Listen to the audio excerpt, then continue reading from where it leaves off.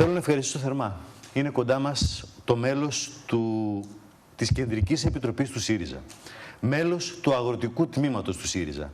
Μέλος του Διοικητικού Συμβουλίου της ΚΕΔΕ και Αντιπρόεδρος Επιτροπής Αγροτικής Ανάπτυξης. Αντιπρόεδρος επίσης Λιμένα Θεσσαλονίκης, αλλά και επικεφαλής αξιωματικής αντιπολίτευσης στο Δήμο Πολυγύρου, ο κύριος Κανταράς Αναστάσιος, που τον ευχαριστώ θερμά που είναι κοντά μας στο δελτίο ειδήσεων της Σούπερ Τηλεόρασης. Καλώς ορίσατε και σας ευχαριστώ. Να σας ευχαριστήσω και εσάς και ιδιαίτερα το περιφερειακό κανάλι της Σούπερ Τηλεόρασης, όχι γιατί δεν έχει υποχρέωση να ακουστεί στο κανάλι και η άποψη του όχι, αλλά γιατί πραγματικά και η οποιαδήποτε άλλη άποψη, αλλά γιατί πραγματικά σήμερα μόνο τα περιφερειακά τηλεοπτικά κανάλια μεταδίδουν τη δικιά μας θέση, ακούν τη δικιά μας άποψη, γιατί τα κεντρικά μέσα μαζικής ενημέρωσης έχουν γίνει παραρτήματα των θεσμών εξωτερικού και εσωτερικού, βομβαρδίζουν τους εγκεφάλους του ελληνικού λαού σήμερα, κανιβαλίζουν σε βάρος των πολιτών της χώρας μας και πραγματικά είναι προς τιμήν του περιφερειακού καναλιού σας που πριν αναδείξατε υπαρκτά προβλήματα που περνάει αυτή τη στιγμή η ελληνική κοινωνία, με τους συνταξιούχους αναφέρομαι, όπου πραγματικά υπάρχουν διαφορετικές φωνές, οι αγωνίες, οι απόψεις, κάποιες μπορεί να είναι και ακραίες, όλες αυτές είναι φωνές που ανθίζουν μέσα στην κοινωνία, αλλά δεν έχουν, ναι κύριε Σταθόρο, αλλά δεν έχουν καμιά σχέση με αυτό που στις διπλανές συχνότητες παρακολουθεί ο ελληνικός λαός, αυτό τον κανιβαλισμό των μισθοφόρων, των δημοσιογράφων, του Διεθνούς Νομισματικού Ταμείου και των θεσμών. Περί αυτού πρόκειται. Σας ευχαριστώ για τα καλά σας λόγια. Προσπαθεί η Σούπερ Τηλεόραση. Όφιλα να τα πω γιατί αυτή είναι η πραγματικότητα. Να είναι αντικειμενική και ανοιχτή πραγματικά σε όλες τις φωνές. Κάτι το οποίο σε όλες τις φωνές. Κάναμε και συνεχίζουμε να κάνουμε. Κύριε Κανταρά. Τώρα, κύριε Κανταρά, είστε από τα βασικά στελέχη. Διαβάσαμε και τις ιδιότητές σας του ΣΥΡΙΖΑ. Έχουν ακουστεί πολλά. Το διάγγελμα του Πρωθυπουργού της χώρας σήμερα ήταν, θα το πω εγώ, ίσως και το τελευταίο μήνυμα, ότι πλέον δεν συζητώ, πάμε για δημοψήφισμα στις 5 Ιουλίου. Και ζήτησε μέσα από την ψυχή του να τον στηρίξει ο ελληνικός λαός. Διότι ό,τι έκανα, το έκανα, είπε, για τον ελληνικό λαό. Θυμούμε και προεκλογικά να έχουμε κάνει κουβέντες, αλλά και μετεκλογικά. Όσον αφορά τις διαπραγματεύσεις. Γιατί το δημοψήφισμα προήλθε διότι δεν μπορούσαμε να πετύχουμε διαπραγμάτευση. Πείτε μου, σας παρακαλώ, με το χέρι στην καρδιά, να πούμε αλήθεια σήμερα, στο λίγο χρόνο που έχουμε. Γιατί δεν καταφέρατε όλο αυτό το χρονικό διάστημα, αυτό το εξάμηνο, να πετύχετε μια επωφελή, έντιμη την ονόμαζε ο Πρωθυπουργός της χώρας, συμφωνία για τον ελληνικό λαό. Και φτάσαμε σήμερα στο δημοψήφισμα χωρίς να γνωρίζουμε τι θα συμβεί αύριο. Θα σας πω. Καταρχήν, εδώ και 5 μήνες ξεκινήσαμε μια σκληρή, άνηση, δύσκολη διαπραγμάτευση με τους εταίρους μας στο επίπεδο της Ευρωπαϊκής Ένωσης και της Ευρωζώνης συγκεκριμένα που ανήκει η χώρα. Κάναμε ό,τι ήταν δυνατόν γι' αυτό, για να πετύχουμε μια συμφωνία. Και ακόμη και τώρα είμαστε ανοιχτοί να πετύχουμε μια συμφωνία υποφελή για τον ελληνικό λαό και στα πλαίσια των προεκλογικών μας δεσμεύσεων. Πριν από λίγες ώρες ολοκληρώθηκε Eurogroup έκτακτο, δεύτερο. Βεβαίως. Αλλά και αυτό το οποίο παρέπεψε τη Δευτέρα. Ναι. Λοιπόν, παρά τις υποχωρήσεις, γιατί κάναμε και τακτικές υποχωρήσεις πέραν και από το πρόγραμμά μας. Το λέγαμε αυτό, βάλατε νερό στο κρασί σας. Παρά τις υποχωρήσεις μας, ναι, η διαπραγμάτευση ανατινάχτηκε στην κυριολεξία από τους ίδιους τους θεσμικούς εταίρους. Γιατί το λέτε αυτό? Και θα σας πω γιατί το λέω. Θα σας πω. Γιατί εκ των πραγμάτων φαίνεται και σήμερα από αυτό που είπατε ότι έστειλε η ελληνική κυβέρνηση ένα νέο κείμενο με 3 μικρές παρατηρήσεις. Εδώ διαφωνώ, το ρεπορτάζ το είχε. Δεν ήταν μικρές και είναι σημαντικές και θα σας πω ακριβώς τι περιλαμβάνει η σημερινή μας πρόταση. Αλλά εμείς πήγαμε σε αυτή τη διαπραγμάτευση και κάναμε και υποχωρήσεις. Η πρόταση των θεσμών ήταν μια απαγορευτική πρόταση για να κάνουμε μια οριστική συμφωνία. Γιατί δεν ήταν τόσο οι χρηματικές αναφορές και το ποσό το συνολικό. Μπορεί ας πούμε το δικό μας να ήταν 7,8 και δεν ήταν συνολικά μέτρα υφησιακά, αλλά ήταν μέτρα τα οποία έπρεπε να πάρουμε και από τους έχοντες για να μπορέσουμε να κάνουμε. Ίσως και το πιο γενναίο πρόγραμμα, η πρόταση που κατέθεσε η ελληνική κυβέρνηση. Κυρίως η δικιά τους πρόταση ήταν περισσότερο, είχε περισσότερο θεσμικό περιεχόμενο και όχι οικονομικό. Δηλαδή βάζαν ζητήματα, γιατί θα σας πω, το ΕΚΑΣ δεν είχε μια πολύ μεγάλη επιβάρυνση. Η αφαίρεση του ΕΚΑΣ μιλάμε για 180 εκατομμύρια. Δεν ήταν το τεράστιο ποσό. Όμως ήταν το μήνυμα ότι πρέπει να αλλάξει το συνταξιδοτικό σύστημα, το ασφαλιστικό. Πρέπει να αλλάξει το εργασιακό, πρέπει να αλλάξουν οι εργασιακές σχέσεις. Ήθελαν δηλαδή περισσότερο να μας πούν ότι θα δηλώσετε μια υποταγή σε αυτό το νεοφιλελεύθερο μοντέλο, υπόδειγμα που κυριαρχεί στην Ευρώπη. Δηλαδή, ήταν ένα μήνυμα ουσιαστικά παράδοσης της χώρας, ένα μήνυμα ταπείνωσης από τους θεσμούς. Και δεν ήταν τόσο η διαφορά οικονομική. Γι' αυτό και ανατείναξαν όμως εκβιασμός αυτό που λέει ο Πρωθυπουργός. Βεβαίως. Από τους εταίρους. Από τους εταίρους οι οποίοι αυτή τη στιγμή πιστεύουν, και αυτό έχει επικρατήσει, γιατί για να είμαστε ειλικρινείς, μέσα σε αυτό το οικοδόμημα της Ευρωζώνης υπάρχει μια κυρίαρχη υπερδύναμη, γνωρίζετε ποια είναι, οι υπόλοιποι είναι η Γερμανία. Τα λέμε τα πράγματα με το όνομά τους. Η Γερμανία, και θέλει ακριβώς αυτό το παράδειγμα της Ελλάδας να είναι ένα παράδειγμα προς αποφυγή και για τους υπόλοιπους λαούς και για τις υπόλοιπες κυβερνήσεις. Δηλαδή, με απλά λόγια, αυτό που εγώ αντιλαμβάνομαι, αν θέλετε και σαν απλός πολίτης, κάνω και ένα σχόλιο ως δημοσιογράφος, είναι ότι ύψωσε κεφάλι η ελληνική κυβέρνηση και ένας νέος πρωθυπουργός. Και αυτό δεν το άντεξε, δεν το σήκωσε η Γερμανία πρώτον, αλλά και οι Ευρωπαίοι εταίροι. Και έτσι συνέχεια, διότι σβήσαν και έγραψαν εκατοντάδες συμφωνίες. Βεβαίως. Σβήστηκαν και γράφτηκαν χιλιάδες προτάσεις.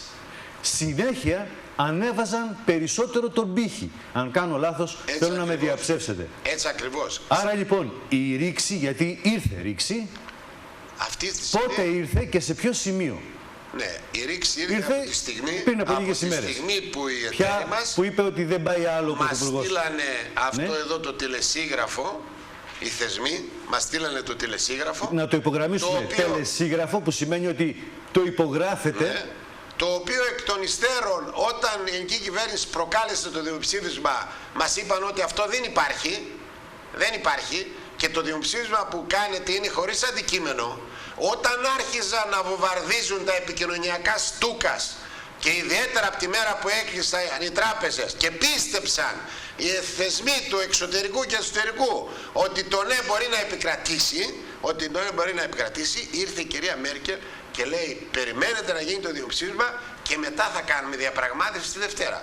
Μα αφού το δημοψήφισμα δεν το αναγνώριζε, ότι δεν υπήρχε αντικείμενο.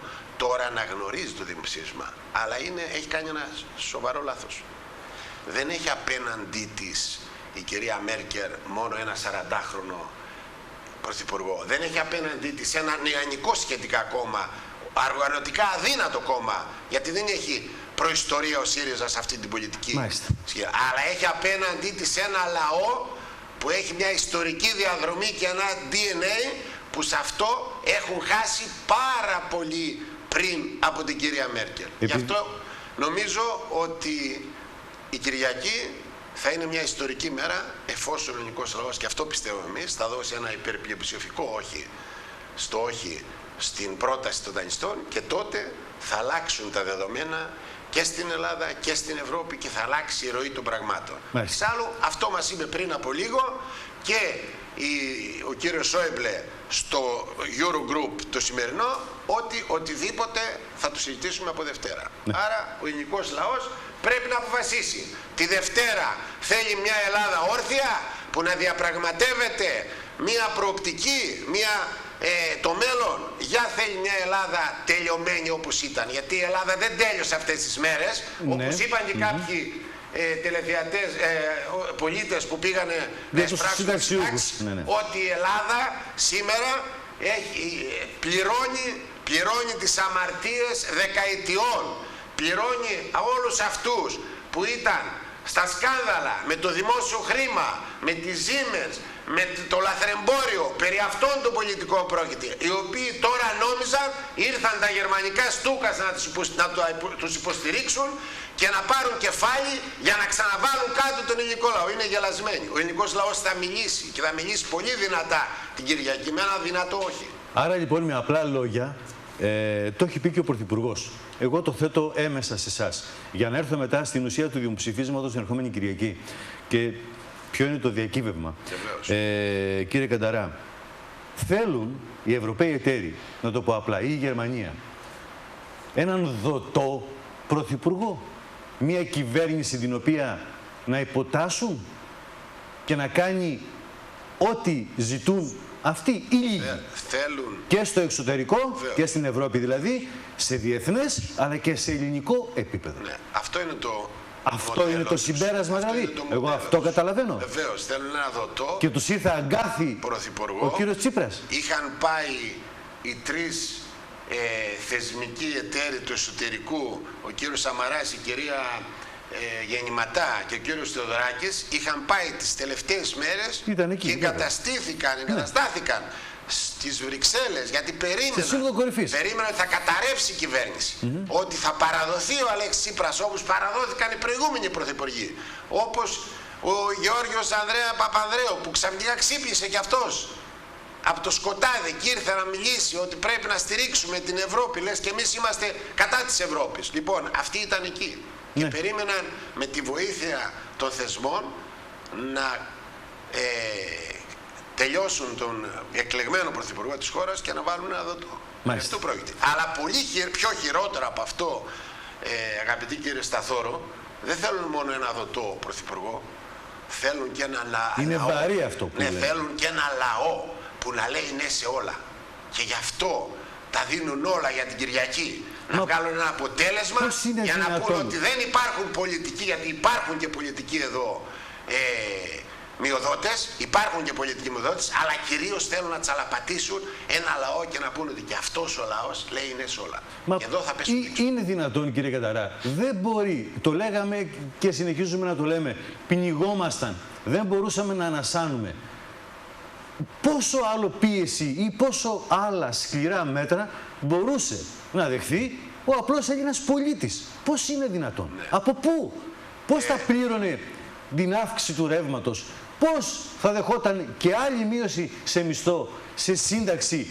Και θέλω και ένα παράδειγμα για τους αγρότες, γιατί είστε υπεύθυνος αγροτικού επιγραμματικά. Δηλαδή ήταν τόσο σκληρά και αβάσταχτα τα μέτρα που έχω την εντύπωση, λες και γινόντουσαν επίτηδες ή εξεπίτηδες ή για κάποιο ειδικό λόγο για να χαθεί, να φύγει αυτή η κυβέρνηση. Εμείς και γι' αυτό έχουμε κάνει από τα συνέδρια μας ακόμα μια πολιτική ανάλυση. Γιατί γίνεται όλο αυτό. Ναι, μα γι' αυτό κάνετε κουβέντα μαζί σας. Αυτό το σύστημα, το βάρβαρο, το νεοφιλελεύθερο, γιατί αυτή την κρίση επιχειρεί να τη φορτώσει στις πιο αδύναμες περιφερειακές χώρες, περιφερειακούς λαούς, για να κρατήσει ζωντανό ένα κεφάλαιο το οποίο είναι ουσιαστικά πεθαμένο. Περί αυτού πρόκειται. Μιλάμε για υπερσυσσόρευση κεφαλαίου, το οποίο είναι πλασματικό το περισσότερο. Οι κυρίαρχοι αυτοί που κάθονται πάνω σε αυτό το μοντέλο θέλουν να συνεχίσουν. Και θέλουν να συνεχίσουν πάνω στις πλάτες των λαών, των υπόδουλων, των κατακτημένων. Περί αυτού πρόκειται. Και εμείς λοιπόν πιστεύουμε ότι εδώ αυτό το πειραματόζωο που διάλεξαν στην άκρη της Ανατολικής Ευρώπης είναι καιρός να σηκώσει το ανάστημά του, να συνταχθεί όχι μόνο με την ελληνική κυβέρνηση, αλλά με όλους αυτούς που θα αγωνιστούν και έξω από την Ελλάδα και στην υπόλοιπη Ευρώπη να αλλάξουμε την Ευρώπη. Γιατί η επιλογή μας είναι να την αλλάξουμε. Όσο και αν φαίνεται μεγαλοπίβολο αυτό, αστόχος, αυτός είναι ο στόχος, αλλά χωρίς να αλλάξει η Ευρώπη δεν θα υπάρχει Ευρώπη. Θέλω λοιπόν να σας πω για αυτό που με είπατε για τους αγρότες. Ναι, ένα παράδειγμα μόνο από το τελεσίγραφο. Πάρα πολλούς, από το τελεσίγραφο που εστάλει. Τηλεθεατές έχετε και στην περιφέρεια και στη Χαλκιδική που είναι αγρότες και πρέπει να ξέρουν οι αγρότες, πρέπει να ξέρουν. Τι έλεγε το τελεσίγραφο. Βεβαίως, ποιοι είναι οι λόγοι για να πούνε ένα τεράστιο όχι. Ποιοι είναι οι λόγοι. Λοιπόν, εξομοιώνονταν η φορολογία τους με τους ελεύθερους επαγγελματίες της επιχειρήσης. Αυξάνονταν ο συντελεστής από 13,26. Αυξάνονταν η προκαταβολή φόρου από 27,5%. Καταργούνταν η απαλλαγή του φόρου των επιδοτήσεων 12.000 που έχουμε ψηφίσει στη Βουλή και από αυτό το σταθμό το έχω φέρει εγώ. Το έχουμε ανακοινώσει, βέβαια. Το ανακοινώσετε εσείς. Καταργούνταν η επιστροφή φόρου κατανάλωσης για το πετρέλαιο στους αγρότες. Μειώνονταν στο μισό επιδότηση του πετρέλαιου θέρμασης. Αυξάνονταν η τιμή του αγροτικού ρεύματος. Τριπλασιάζονταν οι εισφορές στο ΟΓΑ. Αυξάνονταν ο ΦΠΑ των αγροτικών εφοδίων από 13%